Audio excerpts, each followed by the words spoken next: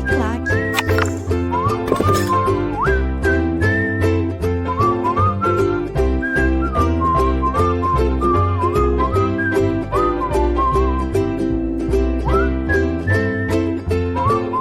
Olá, pessoal! Na nossa aula de hoje, a gente vai discutir um tópico de atualidades meio subgêneres, né? Slobodan Praljak, né? Um líder, né? Um croata, um general croata, acusado pelo Tribunal Internacional de Haia, na Holanda, de crimes de guerra, cometeu suicídio durante o recurso do seu julgamento, onde ele havia, num primeiro momento, sendo condenado a 20 anos de prisão. Praljak, né, afirmou durante o julgamento que ele não havia cometido crime nenhum e quando, né, a sua sentença foi confirmada, ele tirou lá, né, um pequeno vidro do bolso e tomou um gole de veneno, morrendo horas depois. Então vamos lá, vamos tentar entender um pouquinho a respeito dessa questão. Primeiro, que a questão do Slobodan Praljak, né, ela se remete a uma questão da fragmentação do leste europeu após o fim da União Soviética. Vamos lembrar. Primeiro, entre 1945, final da Segunda Guerra Mundial, e 1991, o mundo viveu aquilo que nós chamamos de bipolaridade, também conhecido como período da Guerra Fria, ou ainda o conflito leste versus oeste. O oeste capitalista, liderado pelos Estados Unidos, e o leste socialista, liderado pela União Soviética. Esse período foi um período de forte corrida armamentista entre as duas superpotências, inclusive com a criação de pactos de defesa mútua militar entre si. É o caso da OTAN, a Organização do Tratado do Atlântico Norte, no lado ocidental, existente até hoje e liderada pelos Estados Unidos. Foi o caso do Pacto de Varsóvia, no lado oriental, comandado pela União Soviética, que não existe mais. Houve ainda uma corrida espacial, onde a União Soviética bota o primeiro homem na órbita da Terra e os Estados Unidos colocam o primeiro homem na Lua. Por um outro lado, foi uma disputa de área de influência, né? Um conflito ideológico, capitalismo versus socialismo, e, portanto, de origem política, né? Mas também e profundamente ideológica e militar. Esse conflito, ele acaba em 1991. Você se recorda da sequência de acontecimentos. Em 1989, nós temos a queda do Muro de Berlim, que representava aí uma cortina de ferro que se abateu sobre a Europa, dividindo a Europa em Europa ocidental, capitalista, e Europa oriental, socialista, depois da Segunda Guerra Mundial. Então, em 1989... nós temos lá a queda do Muro de Berlim. Em 1990, a reunificação das Alemanhas. A Alemanha Ocidental, capitalista, com a Alemanha Oriental, socialista. Em 1991, nós temos o fim da União Soviética. E com ela, o fim do Pacto de Varsóvia, o fim da bipolaridade. Beleza? A partir do fim da União Soviética, o leste europeu começou a abandonar rapidamente o sistema comunista e alguns países a se fragmentarem. Foi o caso lá da Iugoslávia. Então, vamos botar no quadro isso antes da gente avançar. Então, para entender a situação atual, a gente tem que entender lá, né, o fim da bipolaridade.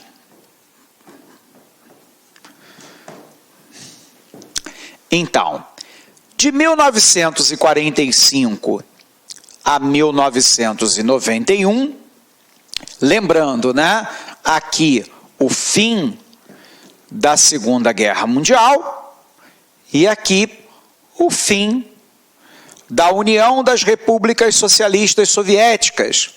Durante esse período, eu tive lá uma intensa disputa ideológica,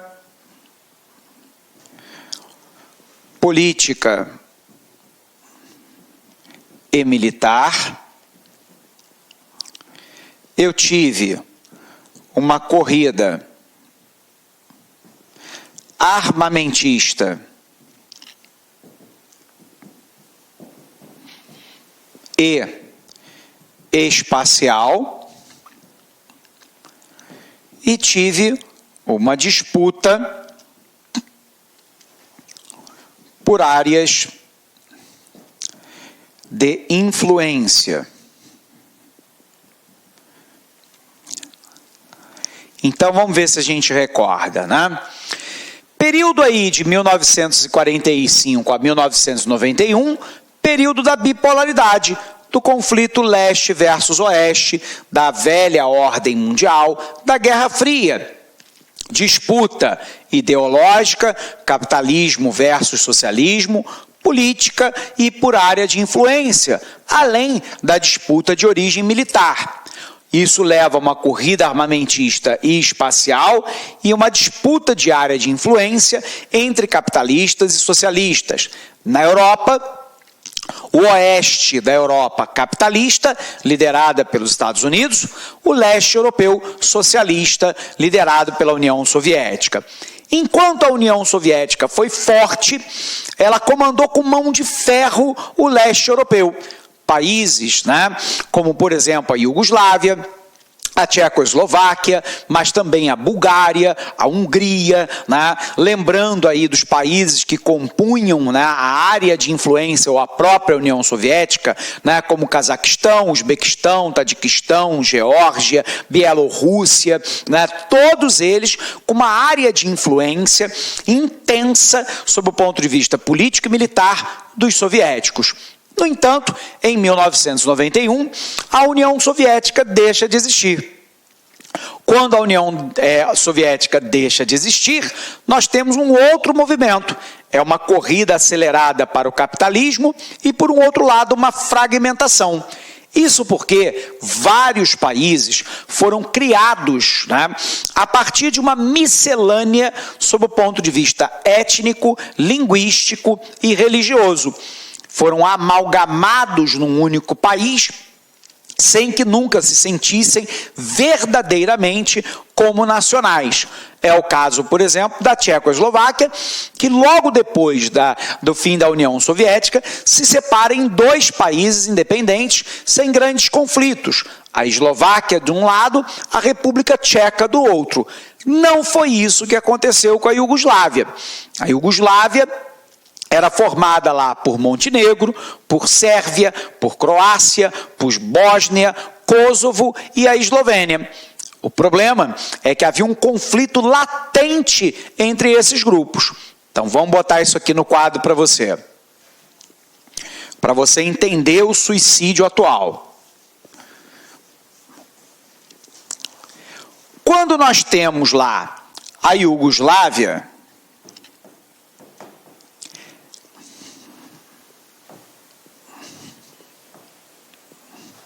a Iugoslávia era formada lá pela Eslovênia, Croácia, Sérvia, Montenegro, Bósnia e Kosovo. Qual é o problema?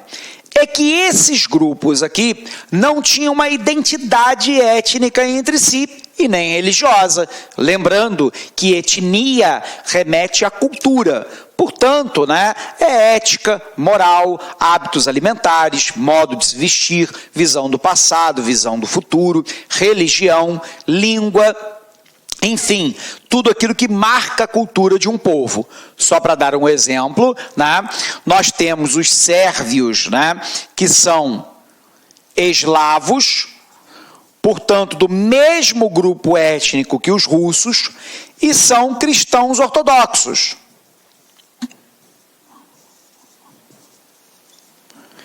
Enquanto que, por exemplo, uma parte da população da Bósnia e do Kosovo é de origem muçulmana.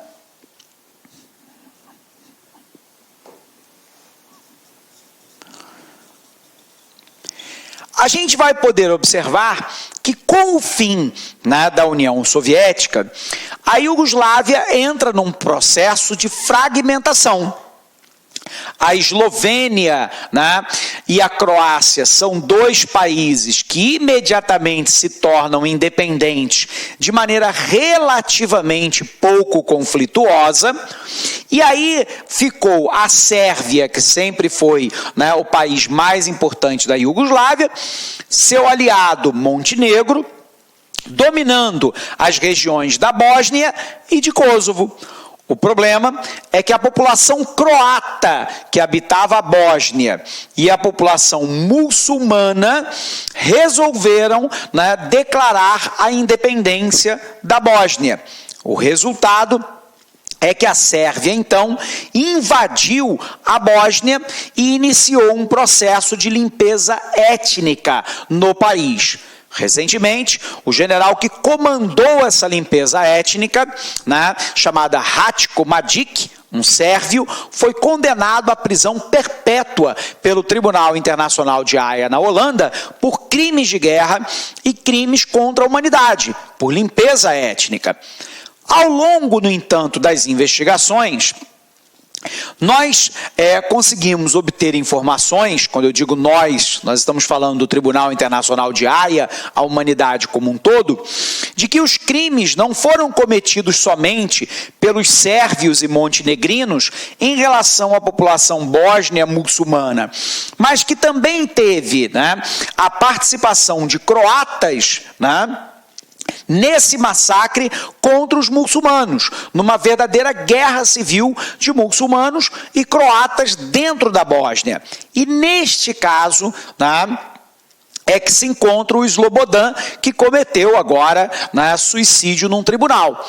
Ele era um general croata que foi acusado pelo Tribunal Internacional de Haia de ter ciência do massacre de croatas contra islâmicos e não tomar partido na situação ou tomar nenhuma medida protetiva a favor dos muçulmanos, permitindo que o massacre acontecesse. Ou seja, ele não agiu no sentido de cometer o crime de guerra, mas ele permitiu que o crime ocorresse por omissão.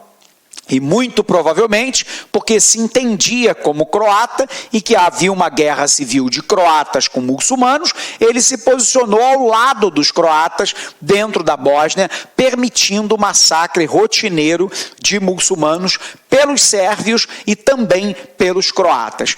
Em virtude disso, aos 72 anos de idade, ele foi condenado pelo Tribunal de Haia, na Holanda, a 20 anos de prisão e recorria ao próprio tribunal. Quando, recentemente, o tribunal votou por manter a sua pena, ele vai lá, tira um frasco do bolso e toma aquilo que é veneno. Ele diz para o juiz: tomei veneno, né?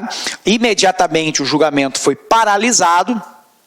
Ele foi levado para um hospital, né, mas dada a sua idade avançada e a dose do veneno que ele tomou, ele foi a óbito. E isso chamou a atenção, né, do mundo como um todo, e para nós em atualidades isso é muito importante, que é entender a gênese desse conflito, né? A gente sabe que esse plebiscito pela independência da Bósnia não foi reconhecido pelos sérvios. Não obstante isso, né, a ONU decide atuar, né, a OTAN, a Organização do Tratado do Atlântico Norte, faz bombardeios intensos na Sérvia até que essa aceite a independência da Bósnia, ao mesmo tempo que a ONU monta as forças de paz na Bósnia. Mais tarde, se permitiu também a independência de Kosovo, de maioria completamente muçulmana. Portanto, hoje, né, Sérvia e Montenegro formam uma espécie de federação, enquanto que os demais países são completamente independentes. E isso foi obtido com um longo derramamento de sangue de perseguição étnica na nossa década de 1990, portanto, imediatamente depois ao fim da União Soviética, da Guerra Fria. Foi mais uma tragédia que a Guerra Fria trouxe para a humanidade recente. E o julgamento é um elemento chave da punição daqueles que cometeram crimes, independente da idade avançada, independente do eventual suicídio que ele cometeu, né? A gente sabe que essas autoridades, por ação ou por omissão, permitiram limpeza étnica, né? Onde milhares morreram nessa guerra, em sua imensa maioria, população civil, né? Mulheres, crianças, idosos, entre os grupos aí mais numerosos. Ok? Tudo bem? Vamos apagar aqui e vamos verificar lá o nosso material? Vem comigo.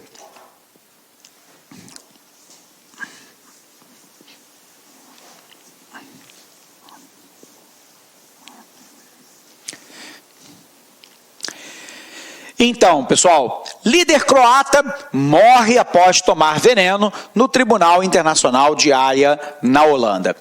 Slobodan Praljak, de 72 anos, era um dos 6 ex-líderes do país, Croácia, levados à corte por atos cometidos durante a guerra na Bósnia, de 92 a 95. Ele havia sido sentenciado a 20 anos de prisão em 2013 e recorria da decisão. Ao escutar que sua pena havia sido mantida, Praljak se levantou, disse não ser um criminoso de guerra e levou um pequeno frasco de vidro à boca e bebeu o líquido. Em seguida, disse ao juiz Carmel Ágios, que presidia a sessão, tomei veneno. Horas depois, a morte de Praljak foi confirmada pelo tribunal por meio de um comunicado. Recentemente, Ratko Mladić, comandante do exército sérvio durante a guerra, foi condenado à prisão perpétua por genocídio, crime contra a humanidade e por ter promovido uma limpeza étnica na região durante o conflito. A disputa teve início em fevereiro de 92, quando muçulmanos e croatas da Bósnia votaram pela independência em relação à Iugoslávia.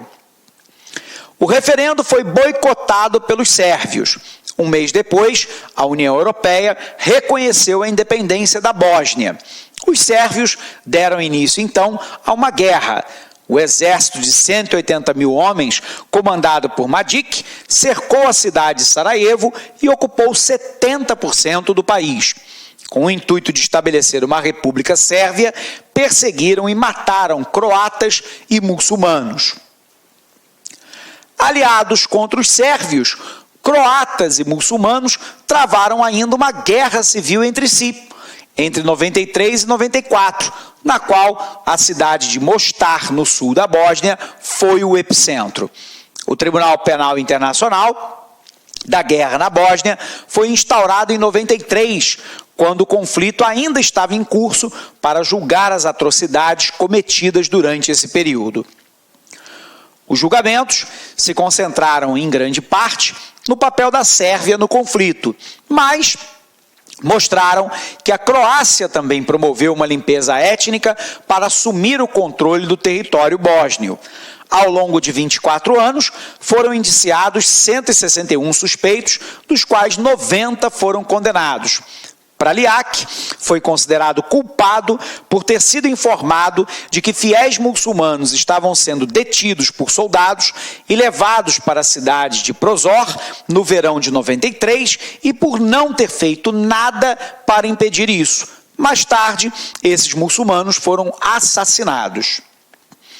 Também não agiu ao saber que havia planos para matá-los, assim como por saber de ataques a membros de organizações internacionais e a locais no leste de Mostar, como por exemplo em mesquitas, área, que nós sabemos dos religiosos muçulmanos. E aí a ex-Iugoslávia, Eslovênia, Croácia, Sérvia, Montenegro, Bósnia, Kosovo e ainda a Macedônia, também de maioria islâmica. A gente sabe que foi um país retalhado, Nós temos na Eslovênia aqui, 91% da população da Eslovênia é formado por eslovenos, de outros grupos, Por um outro lado, dentro da Croácia, a imensa maioria da população, 78% é de croatas, mas na Bósnia há uma divisão. 44%, né, da população da Bósnia é formada por montenegrinos e muçulmanos, né, o restante por croatas. Então observe, né, que é um país que etnicamente não tinha uma unidade. Com o fim da Segunda Guerra Mundial, todas as rivalidades de origem religiosa e étnica vieram à baila. E isso causa o massacre que nós vimos na década de 90, mas cujo Tribunal Penal Internacional vem atuando para punir cada um daqueles que foram individualmente responsabilizados pelo massacre. Ok? Bom, pessoal, com isso, então, terminamos mais essa aula para você. Um grande abraço, bons estudos e até o nosso próximo encontro. Até lá! Clique lá.